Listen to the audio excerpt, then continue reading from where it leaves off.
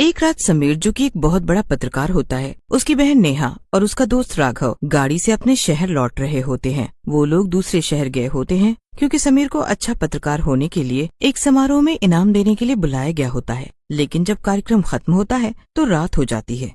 साथ ही साथ बहुत तेज बारिश भी होने लग जाती है। भैया, ऐसी बारिश में क्या हमारा निकलना ठीक होगा? बिल्कुल, मुझे कल ऑफिस भी जाना है। छुट्टी नहीं ले सकता वरना रुक जाता।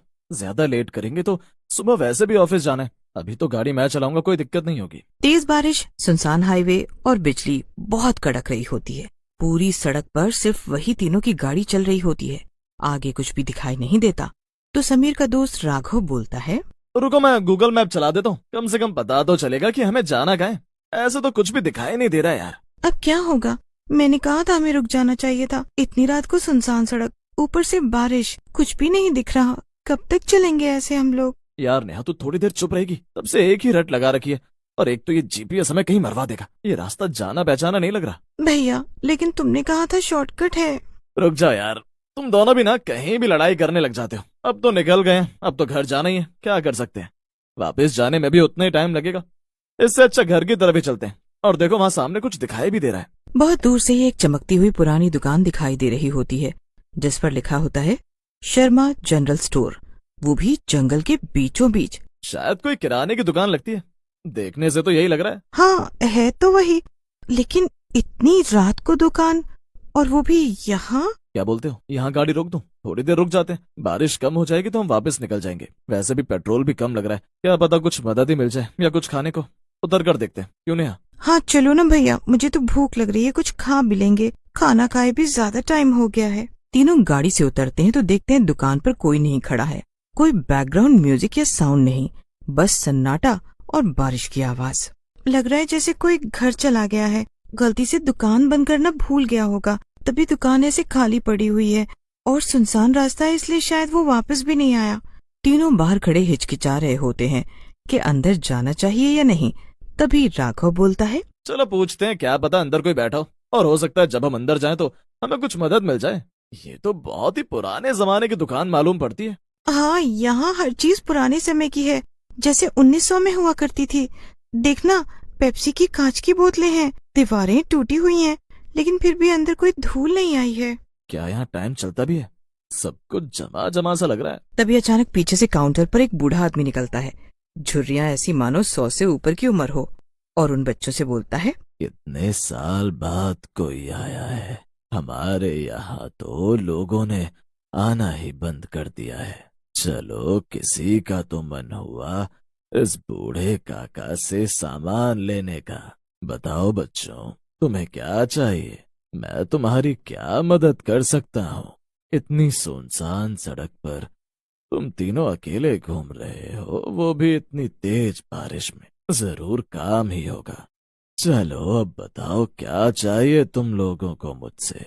जी ऐसा कोई बड़ा काम तो नहीं है, लेकिन हमें कोई ज्यादा मदद नहीं चाहिए, बस हमें थोड़ा पेट्रोल चाहिए था। आपके पास पेट्रोल होगा क्या? क्योंकि आपकी तो किराने की दुकान है, लेकिन अगर आपके पास कोई गाड़ी वगैरह है तो क्या आप थोड़ा पेट्रोल हमें दे सकते हैं?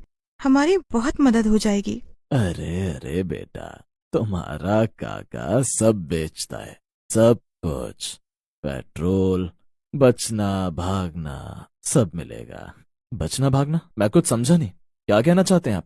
अरे बेटा, मैं तो मजाक कर रहा था। मैं तो केवल इतना ही कह रहा हूँ कि मैं सब कुछ बेचता हूँ। तुम्हें जो चाहिए बता दो। और कितनी बार बताएं काका, बोला तो लड़की ने पेट्रोल चाहिए, मदद कर सकते हैं तो बोलिए। फालतू का टाइम। मैं कोई फालतू का टाइम पास नहीं कर रहा हूँ। मेरे पास पेट्रोल है, लेकिन मैं वो तुम्हें तभी दूंगा जब तुम लोग मेरी एक शर्त मानोगे। लो, अब पेट्रोल लेने के लिए इनकी शर्त भी मानो? क्या तमाशा है यार। एक तो रात में यहाँ फंस गए, ऊपर से एक दुकान भी मिली तो ऐसे दुकानदार के साथ। अभी हमारे पास दूसरा कोई चारा भी नहीं है। दोस्त, चलो उसकी बात मान लेते हैं, वैसे भी जा तो हम सकते नहीं घर। राघव समीर की बात मान लेता है, जिसको सुनकर दुकानदार एक भयानक सी मुस्कुराहट देता है। बताओ काका, क्या शर्त है आपकी?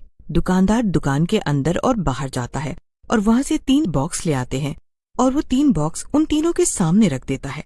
तुम तीनों को यहाँ से एक एक बॉक्स चुनना होगा। सब एक ही बॉक्स चुन सकते हैं, अगर उन्होंने एक बार एक बॉक्स उठा लिया तो उसको बदल नहीं सकते। एक एक की किस्मत लिखी हुई है इस बॉक्स में, तो सोच समझ कर उठाना। तीनों एक एक बॉक्स उठाते हैं, लेकिन तीनों को ही डर लग रहा होता है, क्योंकि वो बूढ़ा बहुत डरावना होता है और उससे भी डरावनी उसकी मुस्कान। समीर जब अपना डब्बा खोलता है तो उसमें 2 पैकेट दाल के मिलते हैं, लेकिन टैग दोनों पैकेट के ऊपर लिखा होता है, बाहर नहीं जा सकते। ये क्या बकवास चीज मिली है मुझे? इस कंपनी का नाम तो मैंने कभी सुना ही नहीं। नेहा जब अपना डिब्बा खोलती है तो उसमें चिप्स के पैकेट होते हैं। उन चिप्स के पैकेट पर लिखा होता है, तुम अब मालकिन बन चुकी हो। नेहा वो चिप्स के पैकेट देखकर खुश हो जाती है। राघव जब अपना पैकेट खोलता है तो उसको सबसे अलग एक मोबाइल फोन मिलता है। उसमें एक ही वीडियो चल रही होती है, जिसमें राघव, समीर और नेहा की मृत्यु हो चुकी है उसी दुकान के अंदर। राघव उस वीडियो को देखकर डर जाता है। वो समीर और नेहा को दिखाता है तो वो दोनों भी डर जाते हैं। वहाँ खड़ा दुकानदार मुस्कुराता है और अचानक ही एक भयानक रूप ले लेता है। ये खेल मेरा सबसे पसंदीदा खेल है। बहुत जमाने से मैंने ये खेल खेला है और ऐसे ही करके मैंने आज तक बहुत सारे लोगों को मारा है। अब तुम तीनों की बारी है। ये रिकॉर्डिंग अभी की है, लेकिन ये शूट किसने की? तुम हमारे साथ ये सब क्या कर रहे हो? हम तो तुम्हें जानते भी नहीं है, तुमसे बस पेट्रोल मांगने आए थे। नहीं है तो हम जा रहे हैं। अब तुम तीनों कहीं नहीं जा सकते। अब तुम मेरी किराने की दुकान में फंस चुके हो। तीनों के तीनों दोबारा गाड़ी में बैठते हैं और जितना भी पेट्रोल होता है उसको चलाने की कोशिश करते हैं। वो तीनों गाड़ी शुरू करते हैं और थोड़ी दूर तक चलते हैं तो फिर से उन्हें वही दुकान दिखाई देता है और सामने खड़ा वही भूतिया दुकानदार। इस बार गाड़ी दाईं तरफ से ले यार, यहाँ से तो दोबारा से हम वहीं आ गए। समीर राघव की बात सुनता है और गाड़ी को दूसरी दिशा में ले जाने लग जाता है, लेकिन वो लोग फिर से वही दुकान के सामने पहुंच जाते हैं जहाँ से वो लोग निकले थे। हर बार हम पीछे लौट रहे हैं, कोई देख रहा है हमें। दुकान के अंदर चलना चाहिए, सामान मेरा इंतजार कर रहे हैं। नेहा गाड़ी से उतरकर उस भूतिया दुकानदार के पास जाकर खड़ी हो जाती है, जिसको देखकर राघव व समीर भी उसके पीछे चले जाते हैं और जो नेहा कर रही होती है उसको देख दोनों घबरा जाते हैं। नेहा दुकान के सामान को ठीक कर रही है और उसकी आंखें सफेद कैसे हो गई? ऐसा लग रहा है उसे कुछ सुनाई नहीं दे रहा। नेहा के हाथ खुद बहुत चल रहे होते हैं। समीर को काउंटर के नीचे एक मोबाइल फोन मिलता है। उसमें एक वीडियो होती है उसी दुकानदार की, जो बोल रहा होता है, हर 7 साल पर यहाँ 3 लोग आते हैं, उनमें से एक मरता है, एक मालिक बनता है और तीसरा दुकान का हिस्सा बनता है। तो अगला दुकानदार? राघव खुद को मारने की कोशिश करता है चाकू से। नेहा पूरी तरह बदल चुकी होती है। हम पहले ही मर चुके हैं, मुझे बाहर जाना है। लेकिन समीर जैसे ही बाहर भागता है वो एक आटे की बोरी में बदल जाता है, जिसको बाद में वो दुकानदार अपनी दुकान में लाकर रख देता है। इसी तरह फिर 7 साल बाद वो दुकान खुलती है और एक गाड़ी वहां आकर रुकती है। अब किसकी बारी हो सकती है?